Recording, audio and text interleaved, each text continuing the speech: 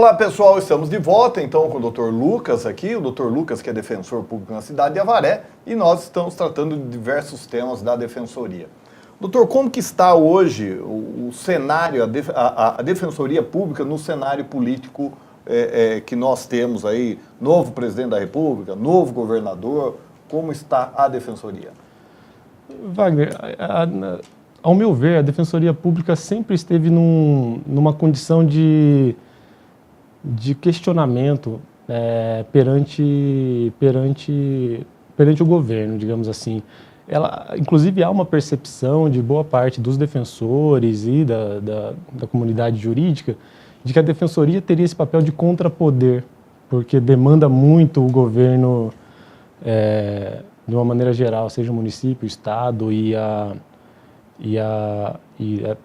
no caso, nós, estaduais, não podemos litigar contra a União, né? Mas temos alguns posicionamentos aí. Ao meu ver, então, a princípio, assim, vejo um endurecimento, principalmente na minha área, que é a criminal, então, assim, acho que tende a, não digamos assim, a violação de direitos propriamente dita, mas uma flexibilização de garantias maior, isso já iniciado, talvez, desde do processo do mensalão, depois processo Lava Jato, o processo penal foi tomando umas características que para o defensor público é peculiar, interfere na nossa atividade, de modo a nos exigir mais criatividade para fazer valer direitos que, talvez num consenso geral, vinham favorecendo criminosos, coisas desse tipo, né? Eu costumo dizer, né, para os estagiários também, já tive uma pequena experiência também como professor, que a defensoria pública ela é alvo talvez de questionamentos, porque ela vai trabalhar numa esfera do direito que não está ligada necessariamente à manutenção do status quo, digamos assim. Eu explico. Uma faceta do direito, uma característica do direito por exemplo, preservar o status quo. Eu digo isso sim, sem tentar ser panfletário, coisas assim, mas assim, se eu, ao chegar aqui na universidade, aqui no estacionamento, e por algum motivo colidir com algum veículo ali, um descuido meu, nasce uma obrigação de reparar o dano, né? Então, o direito aparece para restituir o patrimônio daquela pessoa. Se eu faço isso dolosamente, é um crime de dano. Então, além de ter que reparar o dano, eu ainda posso sofrer uma pena do Estado. Agora, uma outra área do direito, seria assim, uma outra faceta, por exemplo, a de promoção de direitos humanos, que a própria Constituição Federal prevê. Só que aí já não há um consenso social em relação ao que são os direitos humanos, a quem cabe os direitos humanos. Então, como a defensoria está mais nessa segunda esfera do que na primeira, também trabalhamos com a primeira, claro, né? Muitas pessoas nos procuram para ver uma situação indenizada, para uma restituição de patrimônio, mas aí, como a gente atua mais nessa segunda, muitas vezes a defensoria é mal interpretada e é normal que enfrente essa resistência, porque são temas realmente peculiares, não são temas tão coesos socialmente. Sim, sim. Qual a posição do defensor, Dr. Lucas, em relação à delação premiada? Olha, até uma questão que vem bem a calhar nesse sentido que eu vinha falando. A delação premiada, ela já está prevista na lei brasileira há um bom tempo, né? Em diversas leis, né? Na lei antidrogas, na lei da organização criminosa, e se mostrou interessante agora no combate à corrupção, digamos assim, né? Então, veja, na atuação propriamente do defensor público, ela não é tão corriqueira. Até a gente tem dificuldade de se fazer reconhecer alguns privilégios que a lei garante, digamos, talvez o termo privilégio não seja mais adequado, mas os benefícios da lei de redução de pena, por exemplo, quando um réu fala em juízo que realmente a droga era dele, por exemplo, num crime de tráfico, e que envolvido com ele estavam mais 3 pessoas. Nesse caso, dificilmente é reconhecido como delação. Mas num direito mais sofisticado dos ricos, digamos assim, né, que são os políticos, os empresários envolvidos, né, notadamente na Lava Jato, esses institutos tendem a funcionar, né, tende a princípio a funcionar. Agora vai ter toda uma discussão, que é aí que eu acho que você está me perguntando, né, minha opinião, sobre a legitimidade. Né, da delação. Né? Porque essa é a crítica que eu faço. Eu acho que é um instrumento previsto legalmente, é possível ser usado, muito embora a forma que ele vem sendo usado, principalmente se firmando delações de pessoas privadas da liberdade. Eu acho que assim, quem conhece o sistema penitenciário brasileiro sabe que o valor máximo que uma pessoa cultua dentro de um presídio é a liberdade. Sim. Então ali ele, ao meu ver, ele pode abrir mão da ética, da verdade e fazer uma delação que nem sempre é verdadeira para obter a sua liberdade. Aí eu também não consigo criticar quem faz isso. Sim, sim. Mas até eu li uma crítica dizendo que qual era a diferença da delação hoje e do regime militar. Porque no regime militar prendia o sujeito e tirava a força, mas era tortura, que chamava. Hoje o sujeito fica preso para falar. Qual a diferença da tortura aqui? É uma crítica que se faz, que vale a pena ser pensada. E em relação à prisão em segundo grau? Esse é outro tema que me toca, esse interfere diretamente no meu trabalho, porque quando o Supremo Tribunal Federal discutiu a questão,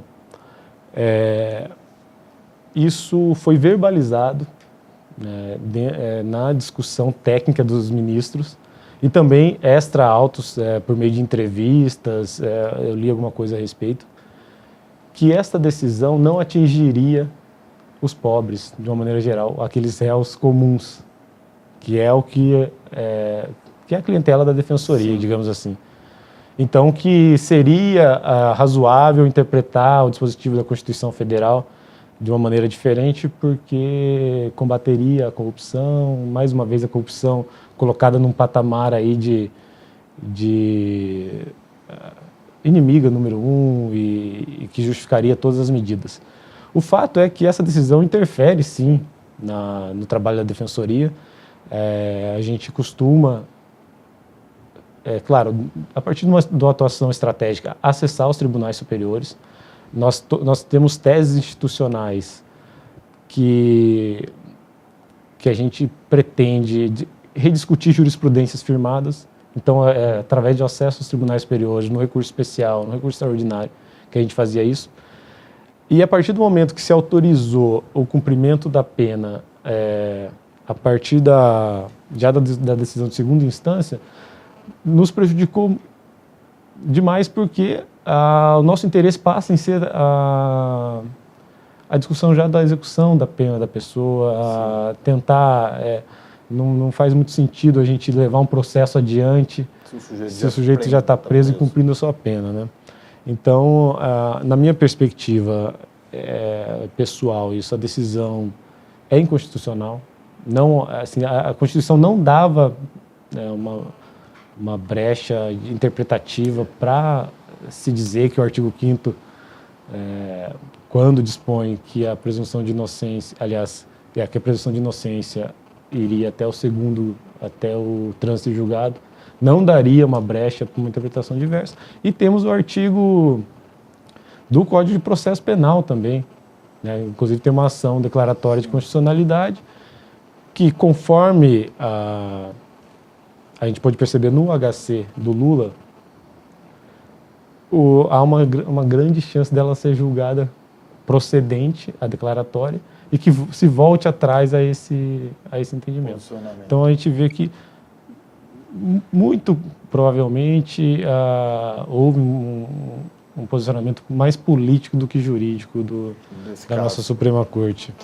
E para finalizar, doutor, o Estatuto do Desarmamento, que agora nós tivemos aí um decreto, vamos lá, facilitando a compra de armas, não é? E isso melhora? Piora?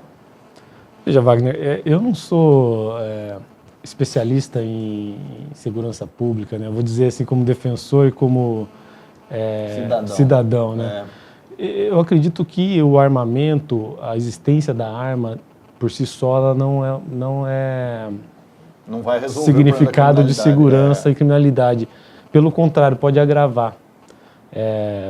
Porque o cidadão, né, diga-se de bem, que seria a intenção de ser protegido, pode vir a ele mesmo cometer alguma ato antijurídico aí com esse armamento, ou mesmo... essa arma ser furtada. Ser furtada, exatamente. A gente vê muitas atividades aí criminosas contra depósitos de armas da própria polícia. Sim. Imagina aí de pessoas que... O sujeito que está ali tem uma arma e ele não está esperando, né? O bandido já vai pronto para, né? Sim.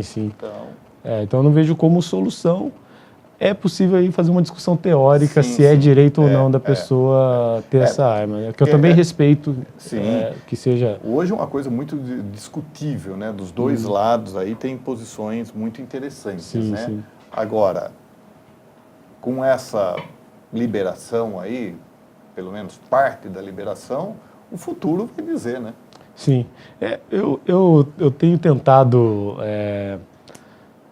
vivenciar esse novo governo que vai, gostaria de pontuar isso, vai um pouco contra meus ideais pessoais, mas eu tenho tentado vivenciar isso com um pouco de senso crítico, pensando que a gente tem maturidade para passar por esses 4 anos e enfrentar questões como esta com reflexão. Sim. Eu acho que... Aprendizagem. Se a sociedade clama por mais armamento, é a oportunidade de a gente discutir as potencialidades do armamento. Acho que talvez a gente consiga abrir um novo caminho nem tanto à direita ou tanto à esquerda, mas um novo caminho para todas as questões que vão se apresentar daqui para diante.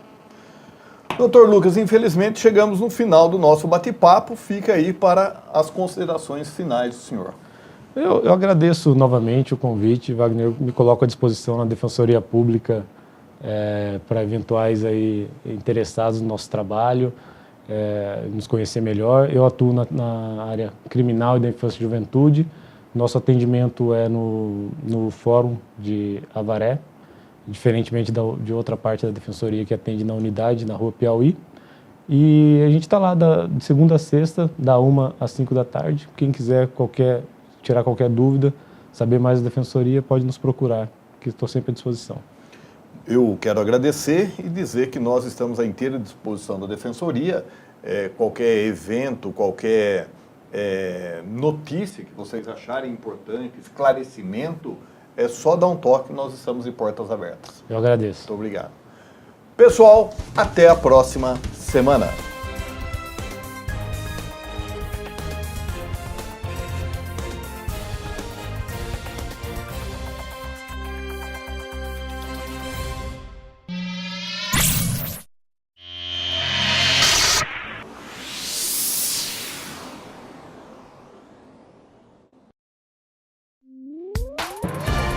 Programa Direito e Cidadania. Oferecimento: Água Mineral Cristal Fonte Santa Bárbara. Leve com você.